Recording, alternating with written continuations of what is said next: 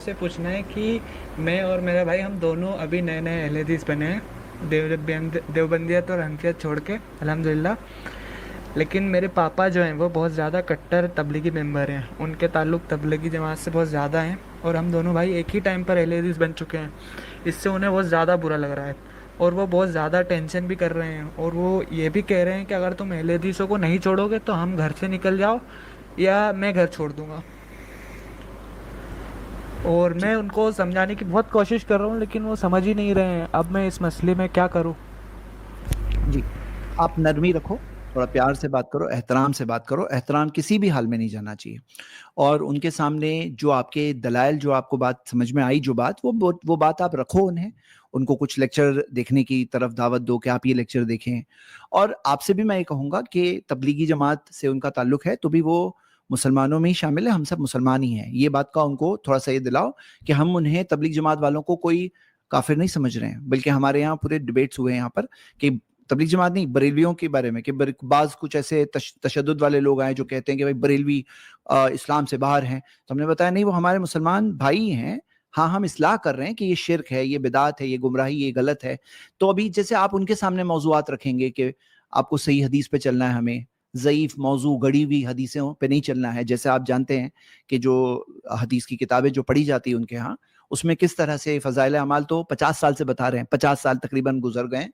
अहले हदीस उलमा उनके सामने रख रहे हैं कि इसमें गढ़े हुए वाक़यात है, इसमें मौज़ू हदीसें हैं और ऐसी चीज़ें हैं। और क्या होता है ना, कोई गलती अगर पब्लिकली हो तो उसकी करेक्शन भी पब्लिकली होना चाहिए। तो कभी ऐसा कोई करेक्शन नहीं हुआ, कोई करेक्शन नहीं हुआ, तो उनके सामने रखो ये बातें और वन बाय वन रखिए। तकलीद का मौजू भी अगर आप देखो, सिंपल सी बात है, कौन सी हम बात गलत कर रहे हैं। यानी आप अगर आज की स्ट्रीम सुन रहे थे और तकलीद पे हमारी स्ट्रीम्स भी हुई है, तो आप बात रखो इत्मीनान से, अल्लाह ताला से हिदायत की दुआ भी करें और इज्जत और एहतराम बहुत रखकर आप बात करिए, अपने दलाइल रखते जाइए। जी शेख शाबान। मैं ये कह रहा था इस सिलसिले में कि उनको जो आप एड्रेस करें तो वो छेड़ करके नहीं, यानी उनको आप ना छेड़ें। उनको बाज़ दफ़ा ऐसा होता है ना कि यहाँ तो काफ़िर मुशरिक का मामला है नहीं। उनको आप थोड़ा छोड़ के रखें, रिलैक्स रखें। उनको अपने हाल पे कुछ छोड़ के रखें और आप जो अमल कर रहे हैं, उस पे आप अमल करें और उनकी बातों का जवाब ना दें। उनको छेड़ें नहीं, उनकी बातों का जवाब ना दें। उनसे हुस्न अखलाक से पेश आएँ।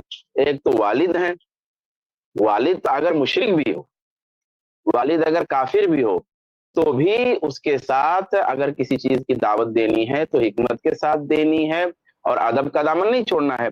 अब ये तो बहरहाल काफिर मुशरिक का मसला है नहीं। तो वो जो बाज़ लोगों को क्या है कि कोई नई चीज़ जो मालूम होती है ना, तो वो छेड़ना शुरू करते हैं सुबह, शाम, दोपहर, नाश्ते के टाइम, खाने के टाइम। हमेशा फिर वही लेकर के, यानी अब आप ऐसा ना करें कि लेकर के वही रफ़ुल-यदैन की रिवायत घूम-घूम उनके सामने चलते रहें, फिर आमीन की रिवायत ले-ले के चलते रहें। रिलैक्स रहने दीजिए उनको, नॉर्मल रहने दीजिए और उनके साथ अदब से पेश आइए।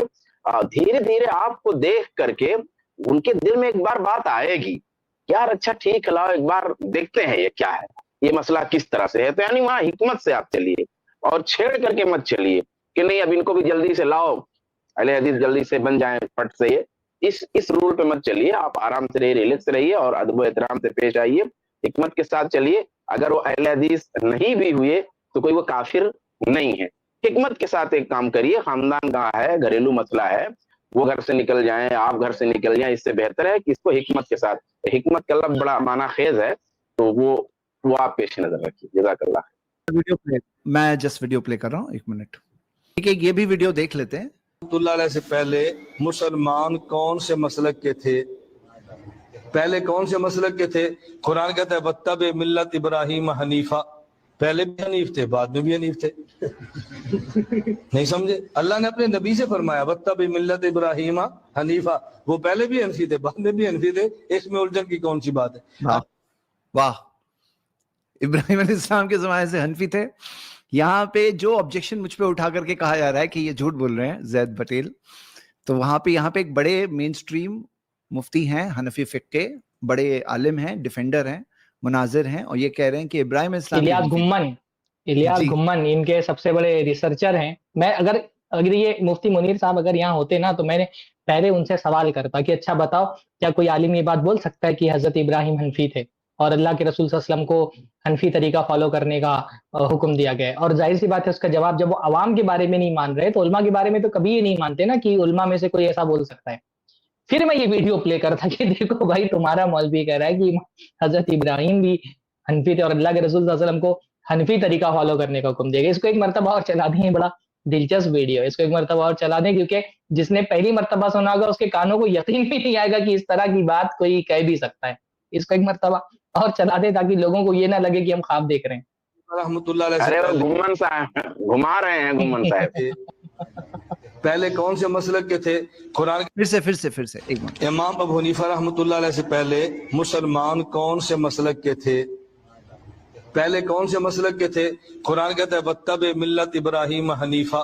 پہلے بھی حنیف تھے, بعد میں بھی حنیف تھے.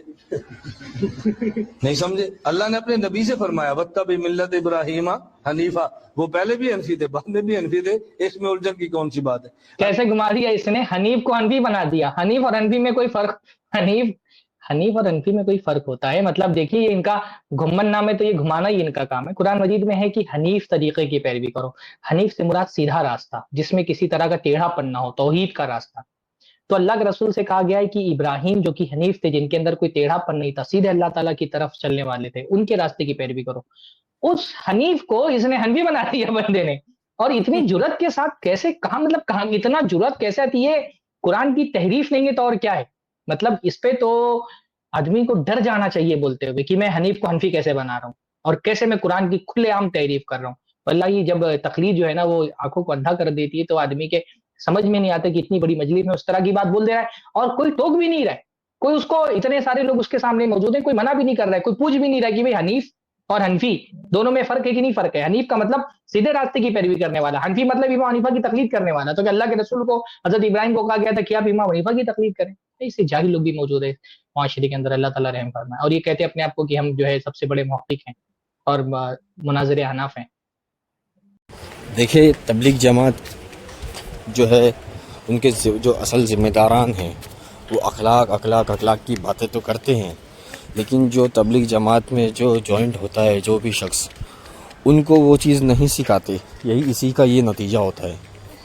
یہ اسی کا نتیجہ ہے کہ جو تبلیغ جماعت کے افراد میں شامل ہوتا ہے ان کو وہ اخلاق کی اصل جو ٹریننگ ہوتی ہے, جو ٹالرنس, جو برداشت کی قوت ہوتی ہے, کسی کی تکفیر نہیں کرنا. کیا کوئی تبلیغ جماعت میں نہیں ہے تو کیا وہ اسلام سے خارج ہو گیا؟